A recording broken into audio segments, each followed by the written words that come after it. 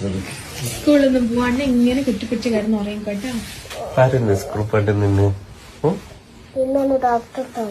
അത് വായിക്കുന്നേരല്ലേ? സ്കൂളിൽ നിന്ന് വരേണ്ട സമയായി. എന്തിനാ പോകണ്ടെന്ന്? ഈവനിങ് ആയോ? എന്താ പോട്ടെ?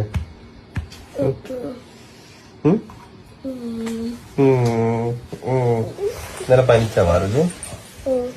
ഇന്നലെ സ്കൂളിൽ പോയി ഛർദിച്ചതാ. എന്ത് പറ്റി ഛർദിച്ചേ? എന്തിനാ ഛർദിച്ചേ? പപ്പ കാരണമാരോ പറഞ്ഞു. ഞങ്ങക്ക് ഛർദിക്കുന്ന മുമ്പ് ഞങ്ങക്ക് വാന് ഇവിടെ കട്ടിൽ ഭയങ്കര എരിയുന്ന പോലെ ഭയങ്കര വാന് സഹിച്ചു നിൽക്കാൻ പറ്റിയില്ല. ഒരേലും കിട്ടിയില്ല. അപ്പൊ എനിക്ക് പിടിച്ചു നിൽക്കാൻ പറ്റില്ല. അപ്പൊ വോമിറ്റ് ചെയ്തു. പിന്നെ എന്തിനാ പപ്പേനെ പറഞ്ഞത്? പറു പപ്പ എന്തോ തന്നിട്ട് ഛർദിച്ചു. മുട്ട അത് കണ്ടല്ലേ.